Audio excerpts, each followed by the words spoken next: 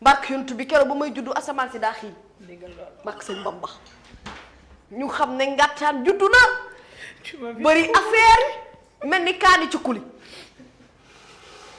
am naa ci nag benn seex boo xam ne maa moom ñoo bokk tur Mami Samb la tudd ni man juddu le 29 août ni man macha allah mu ngi France maa ngi koy nuyu bu baax di ko siyaar ak ñi nga xamante ne souhaité nañu ko yëpp waaye boobu fekk na kaani Tyson juddu le 28 moom nabu kaani ci kuli daal di ciy tegu le 29 ci kattanu yàlla tey la altine bés bi le jour ñëw na ci assemblée candidature mu ne au perchoir Wade Lamine Thiam la voté de Pa Assane wax da ko sànq Badou da laa woo téléphone yow Badou da ngay dégganteeg Wade fara Wade njaag yuq mi ci songum xeer xaw ma duñ ko seeti war nañu koo seeti bu dee seetee goo ko nañu ko seeti maam booy seeti waay moom Lamine Thiam la tànn nee na moom Lamine Thiam la woteel secrétaire général PDS mu ne c'est le meilleur candidat réunion conférence des leaders bu wàllu nag tey la Pa Assane ndax ñoom itam dañoo war a def seenu tànneef ancien président bi mu ne dootul siéger Saliou Dieng moom moo koy suppléer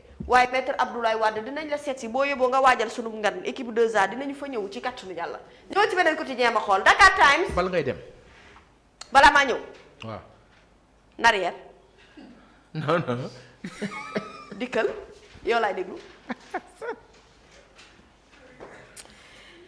sama yaram daa tàng di tey la sama anniversaire nii laay mel safara laay yendoo ba ngoon lan nga wax narrière barki sëñ Bamba yow laay déglu waa lii il faut que teral la ci. nga xam loo xam dama kaa yëg te yëg dama ko fàtte wax loolu mu ci lan la. ndekete biisu Dakar dem dikki dañ leen a exonéré woon de taxe maanaam exonéré de taxe oui. léegi xaalis ba bi waroon fay impôt anam anam ana xaalis bi ana xaalis bi luy loolu yow yëgaloo ma fu mu nekk nag maa teg te gën maa teg problème bi birig bi nga ma yen teggi ma ko lan la maanaam biis yi xam buñ ko jëndee da ngeen di war a fay impôt waa ana xaalis bi waa fayunu nag dañ leen exonéré léegi nag xaalis bi la ñuy laaj fa mu ne waa ana xaalis bi laay laaj laaj naa la ko moom la gars yi di laaj ana xaalis bi laa wax ay millions et des millions ñu ne ana xaalis bi kenn xamul fa xaalis bi xaalis bi yow xam nga balaa ñoo génn di nga ma wax xaalis bi loolooy dëgg. parce que man du ma toog di la seetaan nga ni ma yen birig loolu dama la koy wax du ma ko nangu loolu du ma ko def nabu loolu du ma ko def Dakar Times di ci naboon naa la Fall leader bu PRP ngi nii ak possible candidature am ca 2024 mu ne un polytechnicien au palais point d'interrogation ci dafa bëgg nekk président loolu wax Ousmane Sonko de moom ne woon noonu dafa bëgg nekk président kooku leer na moom nag dafa bëgg nekk président yow paase déet ñii dañoo laaj question ñii dañoo laajte de ndax da koo bëgg a doon yow laay laaj est-ce ndax que yow amoo ci écho déet amoo ci wax écho dëgg yàlla ci doxinam ak léppam dégguma mu wone loolu en tout cas nee nañ ci biir opposition bi de lii dafa mel ni ruube waaw ñu ne les tonneaux vides font beaucoup de bruit yi dangaa juum loolu dootul ci ëpp loolu fépp la tonneaux vides yi moom foo leen fekk dañuy ndang mel ni potu canette bu jeex foo leen romb xam nga bruit lii téel bi xam nga lii mën na tas mbool nu mu koo tase lu problème bi ñun bu ñu nekkee ay bokki dëcc dañ ko naan waaw mën nga kaa doon say maam xanaa xamoon nañ yooyu lañ lay def dañ lay buux Sénégal dañ lay yokk kàttan yow nga ne prix ñu yenn la prix yàlla bu mu fekk moom dans sa démarche mu amoon ku mu xool ne dafa bëgg a topp ci ca démarche bala koor yal na yàlla guddal sa fan buñ la tegee birig boo gis nga boo xawu tapant ñu ne xaar ñu teg ci saaku ciment noonu la ñuy def Sénégal dañ lay doolal kàttanal la may wax nag ñu ne les hommes de l'ombre comme Déthié Fall talentueux leader politique effectivement inventeur des concepts gagnants ñu ne dafa affiché profilu homme humble mais doublé d'une efficacité perspicacité maa ko ci yokk hors pair journal bi waxu ko maa ko ci doftal yaa ngi dégg mu ne Déthié Fall race d'acteur politique la déglul de bu raar ci landerneau politique sénégalais bi dafa jafee gis ñu ne moom Déthié véritable ingénieur politique moom Déthié moom kese moo yenn woon ci ay mbaggam destin wu Idrissa Seck journal bi ko wax de mu ne plan PDF bii nga xamante ne mu ngi la mettre en œuvre ci élection législative yi mu ne moo tax succès bii am. succès politique bii ñu enregistré permettre opposition mu obtenir résultat bu historique bii ñuy waxtaanee ba tey ca assemblée nationale parcours académique am professionnel loolu yëpp moo def nag ci Déthié mu doon benn acteur politique boo xamante ne dafa démarqué wu du comment kon Déthié bu fekkee Déthié bëgg ngaa nekk président mën naa nekk président journal bee ko wax Dakar Times ñu ne am nga qualification yëpp pour nekk président. Direct News ñëw ci Guédiawaye Touba Thiès ba Pikine tir groupé de Lat Diop contre Ousmane Sonko waa Lat yow yaa ngi tiré ba tey Lat say bal jeexagul wala bi ngay tiré ale bi dafa amagul retour comprendre ma damay laaj dama tukki woon neew ma fi woon damay laaj ndax Lat mu ngi tiré ba tey wala bu mu daree tiré ale bu dem retour dafa ñëwagul wala. man mbir yi Lat xaw ma ci dara wax dëgg yàlla. ca tiire ba waa yëg nga tir maa ngi groupé koy nuyu DG wu fan LONASE no waa yëg nga tir groupé bi laay laaj ndax moom mu ngi tiré ba tey dese nay bal man damay laaj rek ñëw ma fi woon. du moo la ki waxoon ne Ousmane Sonko du Guédiawaye. waaw nee na tant que dossier Adji Sarr bi clarifié wuñu ko da nga bëgg lu leer. mu ne Sonko du participer ci ay élections ñoom jeune Lat Diop Guédiawaye ñoom ñoo ko xamle. mu ne bu fekkee leaderu Pastef dafa bëgg a entretenir li ñuy tuddee brouhaha xam nga brouhaha mooy coow. oui mooy brouhaha coow la day bari. mu ne l'idée qu'il ne pourra pas répondre aux questions yi nga xam ne justice ñoo ko laaj tôt ou tard. mu ne juum na. mu ne taxawu Touba dafa menacé ne day bloqué ay élections ci biir Sainte bi xam nga lu tax dina ko bloqué de bu fekkente ni Ousmane Sonko jugé wuñu ko. ma ñëwaat collectif des amis de Lat Diop nee nañ ay xaritam waa ñoom sax dañoo boole def collectif. génn nañu daayira taxawal nañu mouvement collectif la ñu ko tudde yaa ngi dégg des amis de Lat Diop ca Thiès benn dëkk ñaari gaar ñu ne dañoo initier benn pétition contre patron Pastef bi. Lat wéetatul de dafa ànd ak ndawu Guédiawaye ñu ne den na waaye collectif ay xaritam daal di ànd boole seenub doole Bah Diakhaté bii nag mooy leader génération républicaine ak ay camarades am ya nekk ci Pikine ñu ne procès bi nañ ko amal waa ñu ne ça le directeur général Lat Diop défaite bi doonoon na gën a metti ca Touba Lat Diop kañ la dëkk Touba. Lat je peux te poser une question. laaj ma lu ma xam de damaa tukki woon. dangaa mën a laaj gune gi la doom te doo laaj yow luy muccloo nit yow luy indi nit problème ak di yenn prix rek nga laajte yow lay def mais laaj ma lu ma xam wala nga laaj ko sa papa. ma laaj teel laaj ko sa papa waaw bu fait. waxal maa ne dégg. mën na nekk pour yéen ñaar ñëpp. Lat kañ la nekk Touba. dama bëgg xam collectif am yi. ak mbooloo mi ko topp ba wax yu rëy yi. fan lañ nekkoon ci élection yi ñu weesu. waaw ak bi Sonko di dugg Guédiawaye. waa loolu mën naa caa tontu. ay ca damaa juum mënuma caa tontu.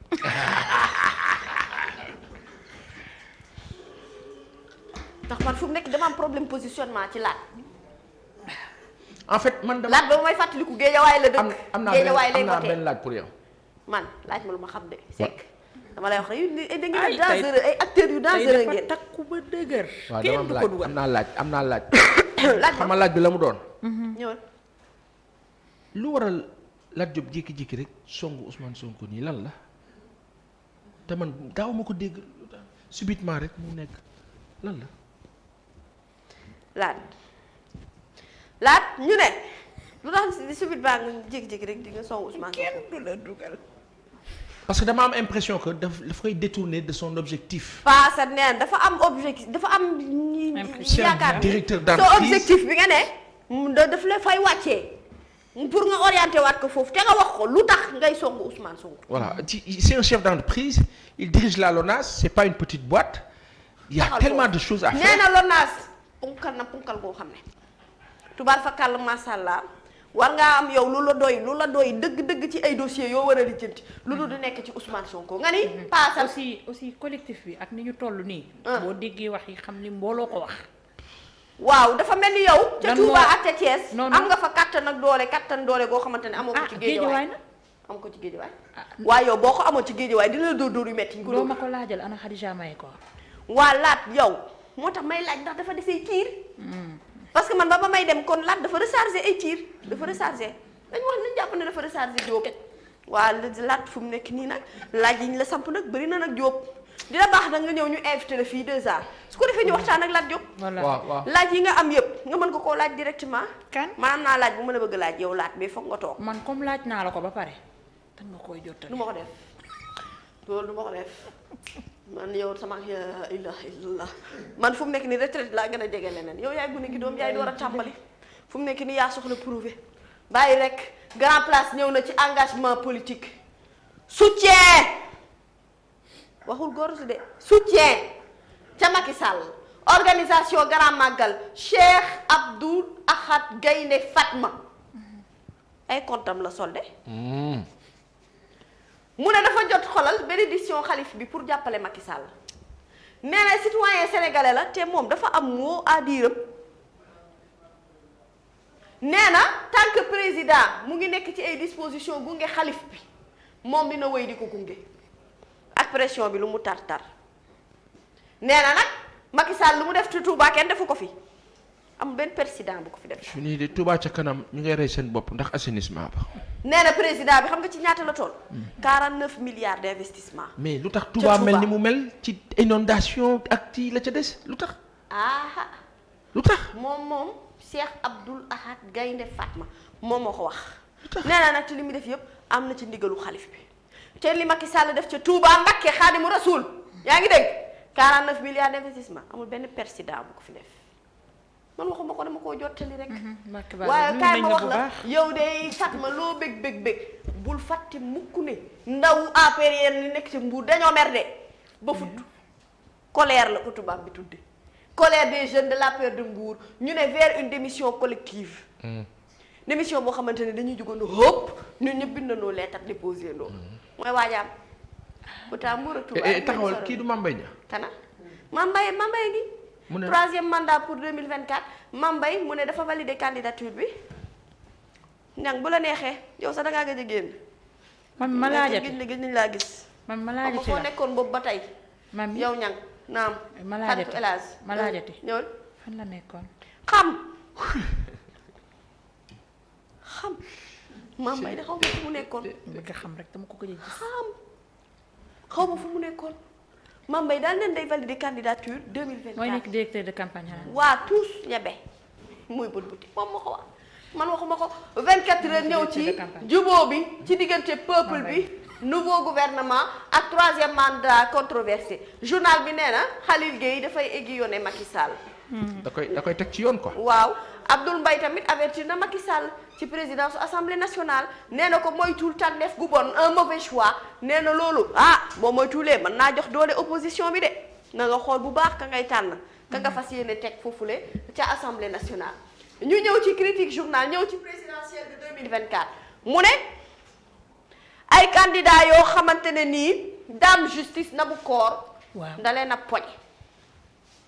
14e législature mandature des grandes gueules journal bee ko wax opposition parlementaire Abdoul Mbaye mu ne fu mu nekk nii nañu arrêté lépp loo xamante ne moo jëm ci ay wàllu clivage politique rek yeneen ñu ci biir xoolal loolu nañ ko arrêté nañ ko teg ci suuf PDS nag mu ne Guédiawaye dafay réclamer retouru Karim Wade yow nag Karim yow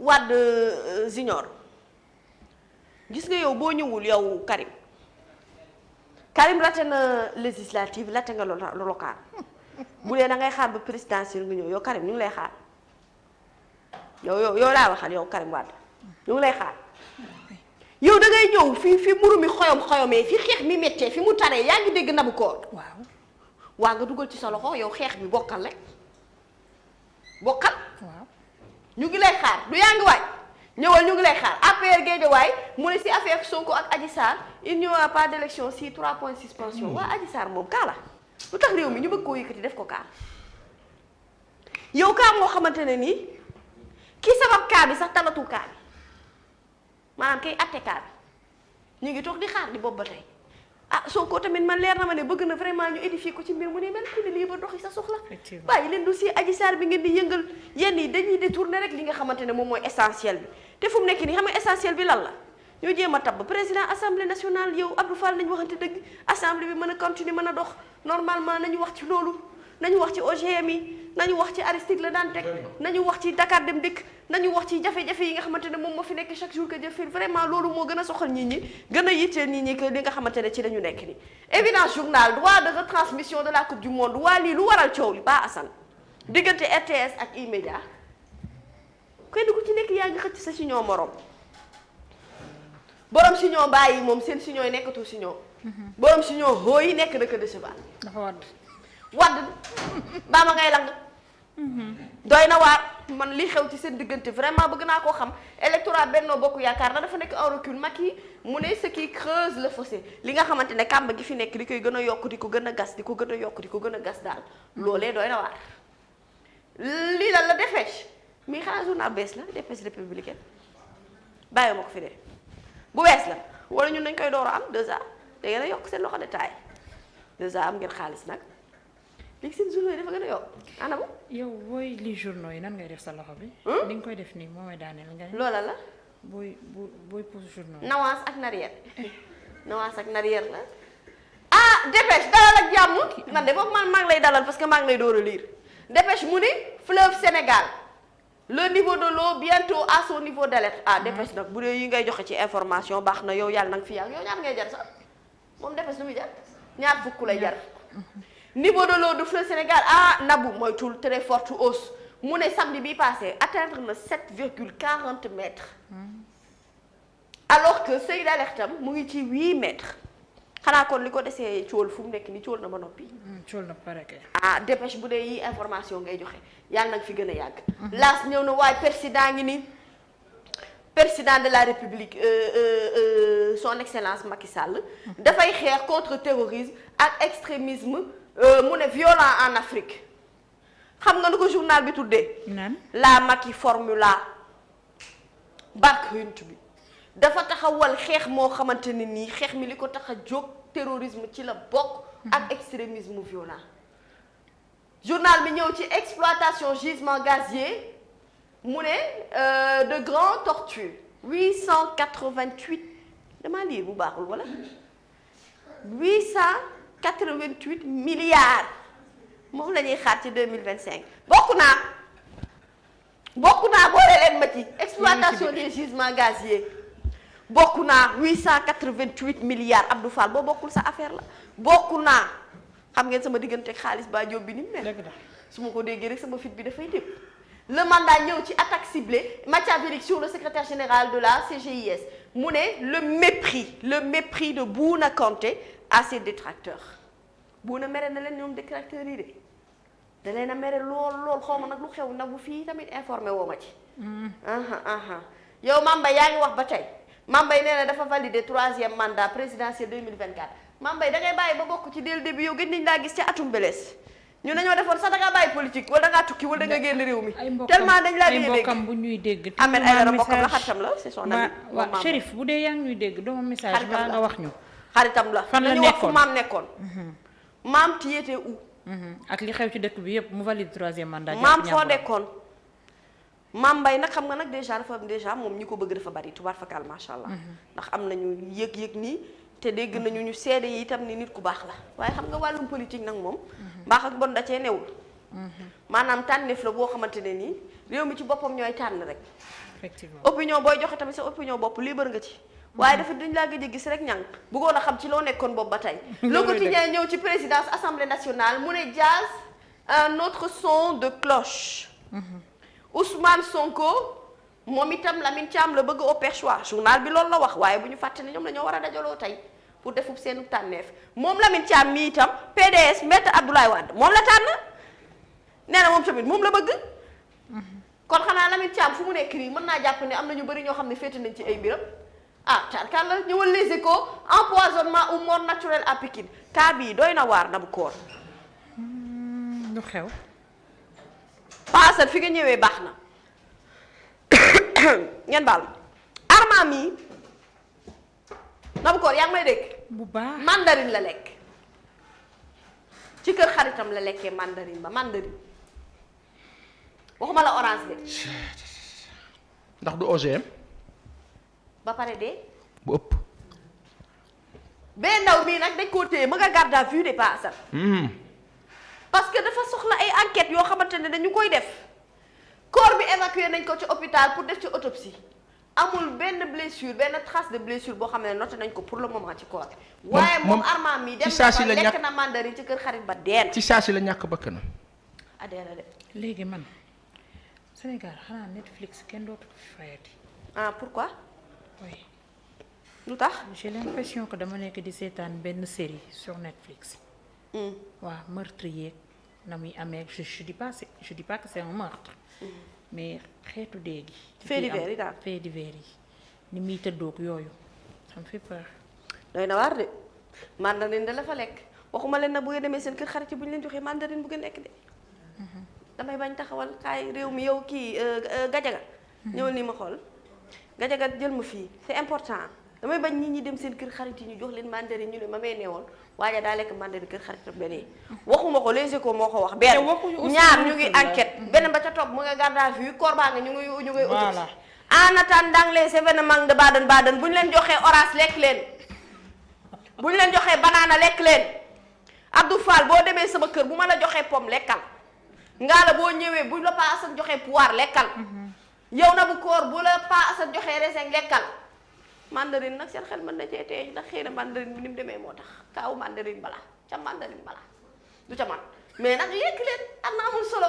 Maître Augustin Senghor mi sur les matchs de préparation des Lions en direction du mondial Pa Assane dañuy dem de Qatar.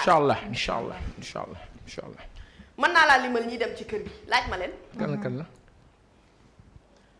yow ci kattanu yàlla. man lu tax man. yaay suñu kilifa. alors non ku la ne bëgg naa dem. par force ngay dem tu vas partir. xam nga lu tax ngay dem. ah. par force ngay dem ndax ñun dañuy dem. ah déglu rek bul yàq sama lim. yaa ngi dem yow est-ce que du période boobu laay jël vacances incha allah. vacances toog ci écran bi di seetaan coupe ku la wax vacances daa am 2 ans amul vacances de. c'est que réeroo mu ngi am. est-ce que du période boobu laay jël vacances. ma ne vacances amul vacances amul.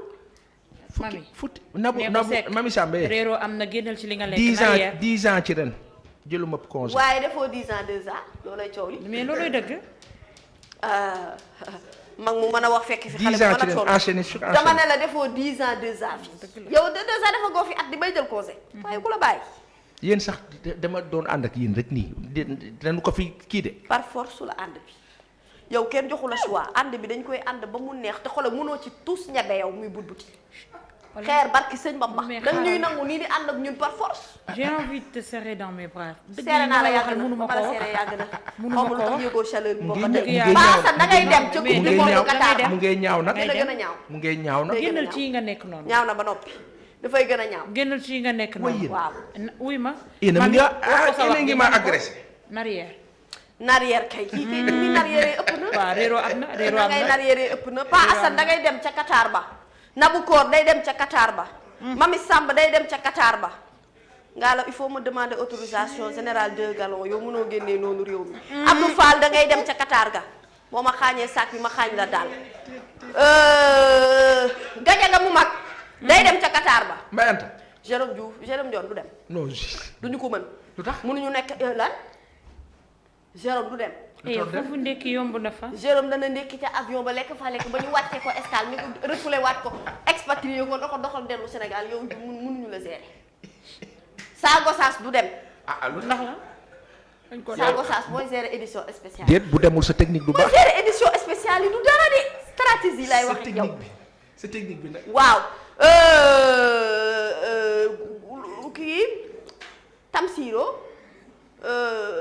bitee du dem les gajaga bitee moom la ñuy balancer vidéo yi fii mu koy jox soose bu édition spéciale du dem les gajagatos les gajagatos yooyu noonu waaw ñoom la sax gajaga bu mag mi mooy dem gajagatos ak gajagaton yi duñ dem ñoom duñ dem Ahmed Aïdara du dem lu tax. non Ahmed Aïdara du dem demoon Ahmed na Russie Aïdara daa war a dem assemblée demoon na Russie de. na dem assemblée nationale léegi du am jot du am jot. waaw léegi député la moom moo newoon nañ ko jiiñ nañ ko buux nañ ko moom du dem waaw loolu dëgg. Ibrahima Anne day dem doo xam gaa bu critiqué foofu baa ngi xiif baa ngi sool da nga yóbbu sa directeur moo gën a wóor non da nga koy yóbbu waaye wuy ma. barkantu bi bak sëñ Bamba namoon nga ma maa la raw bu waxtaan bi neex ba nga fàtte ne ànd ak kii rek a neex day dem nan arrière. day dem Pa Assane na ngay demee ëpp na barkantu bi da ngay dem waa fa ngay vacances kon yow ci kattanu yàlla yow na la leen yow petit cas ngay nekkee Qatar suba boo xëyee dugal bii góol garaawul na bu mën naa nekk militaire mën naa nekk góol am problème yow bu dee koo foowal la nga bëgg amul benn problème yow bu dee nga yaakaar da ngay xëy sexal ñu si set maccal ñu tàngal ne ñu tëdd leen ngeen nelaw pas assez yow dal nga xel nag loolu du ñu ko def waaw internet yi ni ñu war a dem Qatar nañu inscrire seen tour ci liste bi léegi ñu teel ko xam ñu bokk ak ñoom avion ci kattanu yàlla dañuy dem Qatar ci coupe du monde bi nee na yow dangay dem nee na man damay dem waa nañ bind seen tour Assane day dem nañ bind seen tour moom lim nañ daal mais gajaga tooy luñ dem 3 500 000 par personne accréditation presse ANPS waa ñun dañuy dem dañuy dem waaye yéen gérer leen man dañuy dem Pa Assane dangay dem mën naa gérer édition spéciale yi déedéet saago saa sa koy gérer édition spéciale fii daa ko moom ci kër gi waa technique bi yow kii technique bi yow tey mu bëgg ngi ngay fi problème de yaa ma gën a ñeme mami nee na mami yow doo dem dangaa demoon Abidjan ku wax loolu mais toi aussi ku wax loolu booy buy këpp gaal kenn du ko ji tefes waay waay kooku sama noonu la Abidjan bi damaa liggéey woon di ci liggéey laa nekkoon waa de dëgg liggéey woon yow ñun dama liggéey woon mami bu demul duñu kontaan de ñii ku leen revue de presse lañ bëgg naan naa waa leen 2 heures fajaru chaque matin Qatar Qatar ci kattanu yàlla mais il faut ñu xool horaire bi de heure bu mënti nekk décalage rek bi heure bu mënti nekk ñu heure bu mënti nekk loolu dina graaw de wuy ma nañ dindi fajaru ji dañ ko tuddee dañ ko tudd Qataru yéen yaa Qataru yaa Qatar yaa Qatar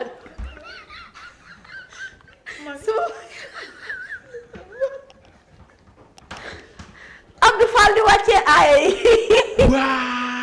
ñu tuddee émission bi yaa Qataru am na sànq ku ñu doon xas naan ñu dindi leen seen sama indien amul problème bu ñu demee Qatar ñu dindi ko mën nañ voilé loolu garaawul am problème loolu du cas bu ñu ñibbisee jëli coupe du monde indi incha allah suñuy indien ba xam ndax yow yaa ñu moom jëli coupe du monde indi incha allah jëli coupe du monde bi ñëw bu ñu xëyee di yaa Qataru ba ngoon jot amul benn problème ñun amul problème te ñun mën nañoo reporter match yi mën na xoolal man sax waxuma ak yéen man damay Augustin Senghor laay waxal oustaz Diaga du dem oustaz Diaga du dem lu tax moom mooy wax ak naari dafay nekk di xutba naar yi ba ñu kañ ñu ñëw du dem oustaz du dem oustaz déedéet kaay ma mooy wax wax la ak moom naa nag du def loolu xam du nga dem. lay def kaay ma wax la nit ku Du nekk dem.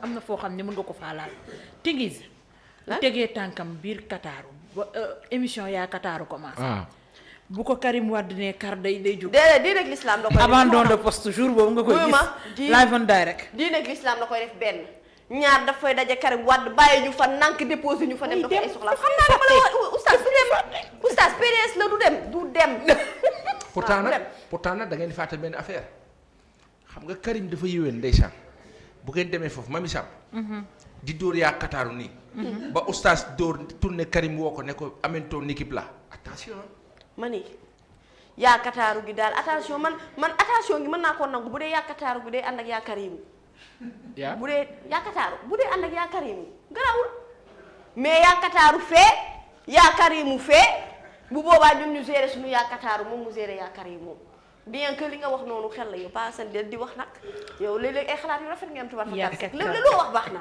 yaa ngi dégg wuy fii Maître Augustin Senghor nee na fay nañu 200 millions pour jouer ak Bolivie lu tax mënoon nañ ma ko fay bu dee équipe nationale dafa bëgg ku mu football Mami Samb quand même dama am 2A TV équipe la Mami Samb dépenser autant dama am d'argent dama am benn question lu sa question ñoom nag kilifa yi ñoo xam seen ay raison wante man jàpp naa ne Sénégal bi jël Coupe d'Afrique ñàkkul ay challenger ci àdduna bi ñoo xam ni bëgg nañ football ak Sénégal ah kilifa yi war cee dox pour ñooñu wooñu ñu football yi tey jii Sénégal Mexique wala Sénégal Mexique sax sore na Sénégal France Sénégal kii Espagne Sénégal Allemagne Sénégal lu tax gars yi mënuñu dox loolu. Bolivie 200 millions loolu nga jëloon équipe 2A bee ko gën de mat nañ équipe ñun nii Sénégal jàttu na yàlla daa def sa sakkan nañu bon ñoom ñoo xam lu tax ñu tànn Bolivie mais bon ils ont leur raison on te dira. kay ma wax la ne na frais wu match bi mën naa yegg ba 300 millions yow wuy man avance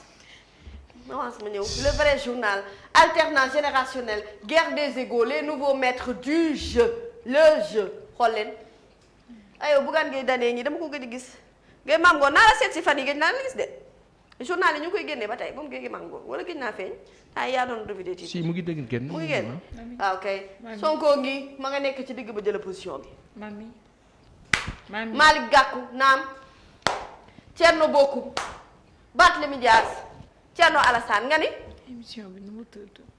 émission ban bii bi ñuy defi fële yaa kaccaaru ci kattanu yàlla mën nañu dindi lépp kol geeg yëpp viol pédophilie agression sexuelle yi nag nañ ci wax ñu ne une criminalisation pas vraiment dissuasive journal bi moom moo ko wax doy na waar ah fu mu nekk nii waa yow Nadière nouveau maître du jeu bi moom lu ci kii di wut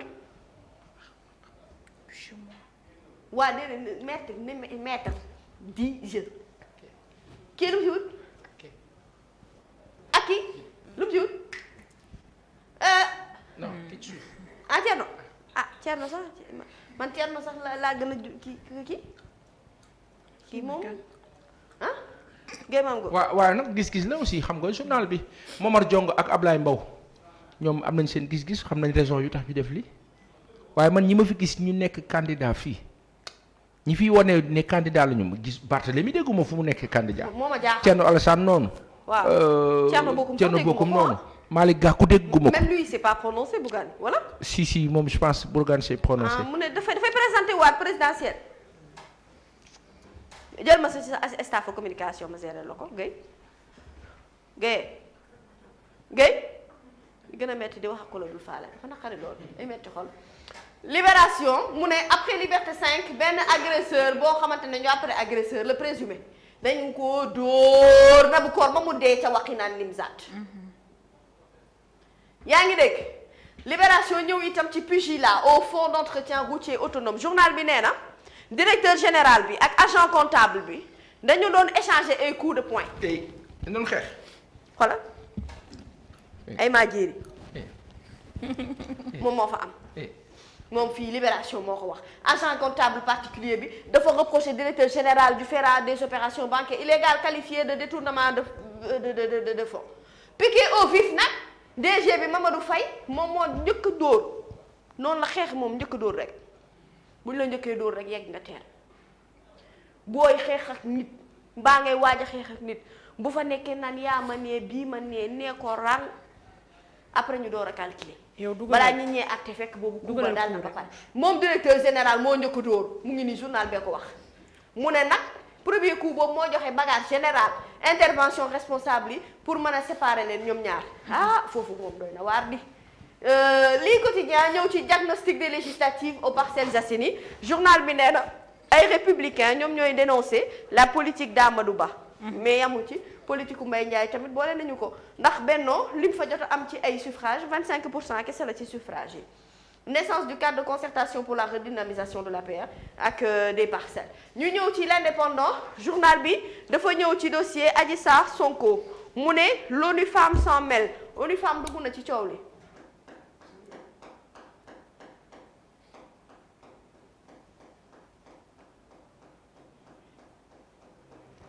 ñeneen may dégg waaw léegi ONU Femmes laa ne dugg na ci coow li lu mu ci wax.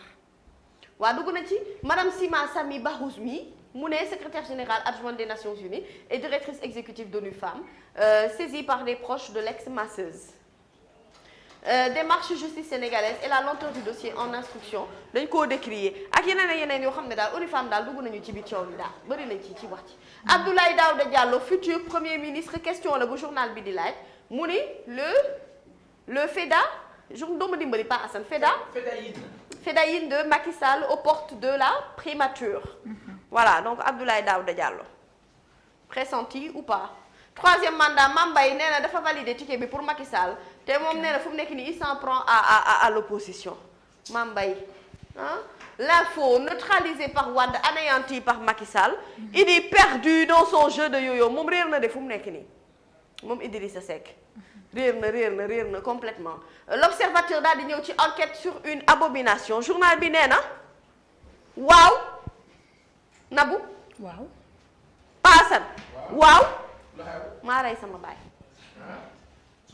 les témoignages émouvants d'auteurs parricides et le diagnostic des spécialistes waxuma ko man de pas man de kii wax ci journal bi mu ne oui j'ai tué mon père maa rey sama papa entraide judiciaire bi extradition bi Sénégal France le New Deal wax nga ko sànq moom lañ doon waxtaanee ci li nga xamante ne moom moo jëm ci accord yaak ak yeneen yu ni mel. alors ñu ñëw ci beneen journal réew mi ñëw ci présidentielle 2024 journal bi nee na mortal combat ci diggante ñaar ñii Karim Wade ak Ousmane Sonko bataille feutrée mu ne enclenché nañu ko ba noppi pour qui sera le candidat de l'opposition au présidentiel de 2024 ci ñoom ñaar kan la ciy doon loolu nag xam naa dañuy bàyyi rek sénégalais yi ñoom ñu àtte combat bi ndegam combat am na ci en réalité.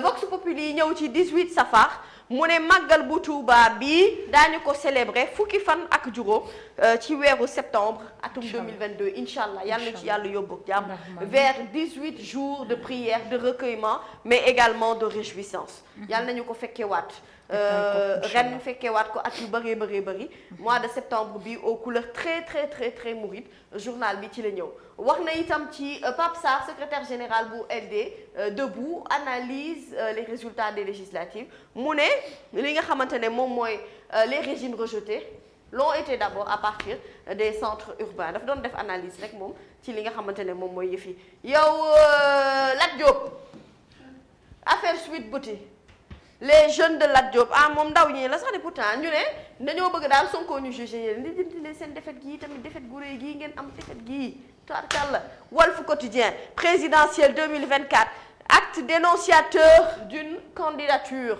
journal bi ci la ñëw jëlal Macky joxoñ na ñaari baaraam yi de nee na ko nii est-ce que du fii la bëgg a wax ne kon fii la bëgg a yem deuxième mandat gisuñu fi 3 baaraam de 2 lañu fi gis gisuñu fi 3 ñëwal waaw baax na kii président Sall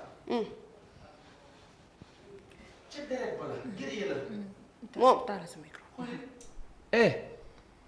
a ngi maa dégg Mami Sam aw la maa dégg ak Nabi Kor ay ni nga maa dégg waaw ñu ngi laa dégg mbéyante a ngi maa dégg oui bu baax kii président bi ala guerrier président bi ala ab kii ab tooroodo am na yoo xam du si dox kàddoom la am da kaa waxoon ñaar yi mu la joxoon nii yow ko la guerrier la wuy ma ñaar yi mu la joxoon nii xulil ca deret bala la mu la waxoon lay def mu ngi nii waaye yow ku la guerrier la ay maamam ay maamam guerrier ay jàmbaar lañu te lii mu la wax nii ñaar yi ci lay yëpp billaay gëm naa loolu billaay gëm na ma waaw kon lan moo tax ñoom Mame Mbaye mii nga xam ne koo jege ñu jàpp ne ñoom jege nañ ko lool ñu am sañ-sañu wax troisième candidature xam nga nag xam nga luy problème bi ka si nekk ak say intérêt mais président bi la mu waxoon ci lay dox de ñaari mandat lay def ba pare yow xulil waaw tooroodo du def loolu wor tooroodo du wor la mu la wax da koy def. waaw dama ne ñi ko jege ñoom Mame Mbaye mii. waaw non xam ne moom ci bras droit am président Macky Sall yi la bokk. am sañ-sañu génn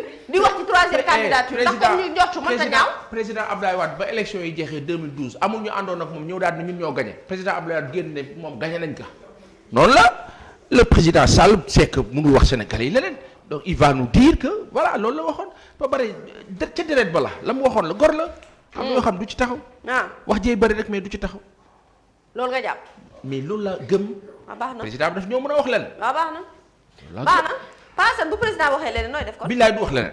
non mënut a wax non au cas où. non du wax leneen président Sall mënut a wax leneen lu muy wax leneen. si amu fi moom nee na bu defee benn mandat 2019 bu ngeen ma falaatee ñaari mandat leen dama il va falloir partir. et par conséquent nag wame nag. day dem incha allah moom loolu la man loolu laa gëm président bi daf ñoo sañ a taxaw fii di ñu wax leneen. ci gor ak kaddu. ak tooroodo gi mu doon. dem am na yoo xam ne loolu. loolu si duggee nooy def laa bëgg xam xulil est-ce que xam nga ni sunu bokk Haalpulaar yi am na yoo xam ne duñ ci dox ci dareet bala dañu koy bañ. léegi Haalpulaar nga ne. léegi Haalpulaar nga. man dama dégg nga ne sama man maa la Haalpulaar ba mag bàjjen Njaaye Fat Bintu Hassan moo jur Auguste Thilo Bokar. Thilo moom Haalpulaar ak Mansour xulil ak Mansour. Haalpulaar pire maa ngi leen di ziar sama bokk yooyu ñu nga fële ca diggante sa daak fa ca des xulil seen yaay ak ma bàyyi noo bokk ndey ak bàyyi commenté làkk mbii mi ko waay aw déggal gajaga nag xoolal ruubee rek lay def mais la ma deuxième làkk classe la. ay bokk lanu kenn du ko dindi ma tegal la ci beneen ma may la boo yëgul sanu yaay bii Aïssata Tall Sall alama yaay boppa alama avocat dégg naa la wax bi xulil kii dama ko bëgg. alama yaay boppa alama avocat na nekk sa bàjjen waay yow kasi mën dara yow Aïssata alama xarita boppa na nekk sa bàjjen kasi mën dara Aïssata Tall Sall mais dem ba fële ñu bañ a signé troisième mandat bi nga naan ma ay alama ma ne bàjjen alama xaw ma lan alama nijaay alama dafa tere ñu bañ a bokk alama xarita boppa ka ko mën a dindi keneen ak keneen ak keneen yow Pa Assane bu sii duggee ci réew mi nooy def laa bëgg xam die ja madame Cissé ma nga ca service protocolaire alama xarita boppa ka ko mën a dindi may mën a si soxo moo amee petite enfance alama xarita boppa kaka mën a dindi xulil kaka mën a dindi gajage benn lanu gajaga waaye du tere nag ñuy wax dëgg bi yow bu sii ñëwee ci réew mi nooy def si du fi am président doxul ci loolu tooroodo la du dox loolu Abdou Fall yaa fekkee loolu la ma gëm man ngaa la yaa fekkee billaay si du Koor fi yaa am fekkee si du fi am gajaga ele gajaga ton yéen a fekkee ci biti si du fi am sii du fi am non non sii du fi am du fi am sii du fi am du ko def ba muy ñetti yoon baax na source A yow de billaay par conséquent bu ñëwee ci réew mi yow mais yow xaw ma Aïssata sa bàjjen la xaw ma sa lan la doon yow Pa Assane yow fii 2A TV yow fii yow xolal source A yow ba sii dugg yow xamoo sax politique ni mu demee yow boo toogee fii ba sii génn yow nga naan ma ay tooroodo laak alpulaara samba ngaani jamaane mimmi ko pulaara mimmi ko wardo lam tooro ah am na yoo xam du si dox ay baaba ari loolu la maama ari yowee baara uy ma sanu bokk Haalpulaar am na yoo xam ne bu naree ñaaw ne xam ne la def dañ laa woo noog lébu yi ñooyam dañ laa woo ne la lii nun ko duñu ko def de xamul loolu source A ñëw ci constitution groupe parlementaire mu ne Yewwi Askan Wi li ñuy mijoté fu mu nekk ni cin bi li muy bax moom la journal bëgg xam lu muy xeeñ lan la nee na cin baa ngi bax cin baa nga naan bux ci Yewwi Askan Wi dañoo bëgg xam nag li ñuy mijoté lu mu doon source A loolu lay laajte Sud Quotidien ñëw ci mise en place d'au moins 2 groupes parlementaires au sein de l'opposition journal bi nee na Yewwi Wallu ñu ngi en manœuvre fu mu nekk ni Pa Assane ak loo ci mënti déggin na nga jàpp ne Yewwi ak Wallu ñu ngi waaj li ñuy waaj na kenn xamul lan la ñu ngi leen di déglu ba xam yaa ngi dégg Teral Quotidien ñëw ci màggal bu Touba bi inondation yi du yaa ko doon wax sànq Seck mu ne kastetu organisateur yi la màggalu Touba bi kat xam nga ne ren dafay tombeek période du nawet ci localité boo xamante ne ñëpp xamee nañu ko ci wàllu mbënd inondation yeneen yu ni mel système d'assainissement bi dafa vétuste te dafa presque inexistant ci dëkk boo xamante ne dugal nañ fa 49 milliards te waaja nee na li mu fa def benn président defu ko fa président de la commission culture et communication de ce grand événement religieux Abdou Lahad Mbacké Gaïndé Fatma mu ne il n'est pas insensible à cette situation te mu ngi soutenir ne dina difficile vraiment ci organisateurs yi surtout sax yenn population yi ñu daal di amal màggal gi bu fekkente ne dafa taw yàlla ñu yàlla may mu wow ko ba ñu màggal ko ci jàmm incha allah def ci suñu ay ñaan inondation mbënd dara bañu faa am ci kattanu yàlla yombal lépp Abdoul Mbaye waxal naa la sànq la nga waxoon duma la ko waxalaat Tribune Quotidien futur chef du gouvernement Idrissa Seck mu ne pressenti comme premier ministre de Macky Sall loolu fi am loolu du ko nangu loolu du ko nangu dañ ko copté pour réunir la famille libérale raffermir ay liens ak Touba Idrissa Seck premier ministre waa baax na kon ñu ngi toog di seetaan ba xam Aly Ngouille Ndiaye ADD Antoine Diome mën naa nekk kay en ligne de mire Aminata Touré au perchoir Pape Diop au HCCT xanaa kon lii jar na xalaat yàgg na lii du matière à réfléchir Amadou Ba nag boo moytuwul journal bi nee na xoolal il risque de claquer la porte de su fekkente ne joxuñu ko benn poste digne de son rang bu mu mérité. demul ba pare Amadou Ba dina demul ba pare.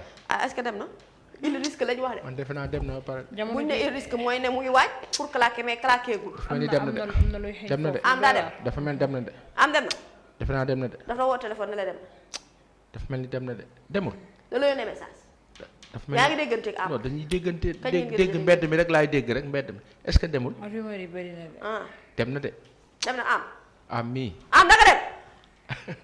amee dem nga wala dema ko da ngay waaj dem. am nag moom na moom bëggaane yam da ngay wax ak ñoom duñ la faale fii bu suba yaay wax ba sonn rek yooyu yaay sonn rek nga bàyyi ñoom duñ la sax tontu waa Oriental Echo journal bu bees la xanaa yow tamit man yu bees yi ma fi fekkee dañoo waaw bari paasa. bu bees la. ah bu bees la oriental dalal ak jàmm. résultat des élections législatives du 31 juillet 2022 te am journal yow. journal Tamba la xibaaru Tamba dégg nga.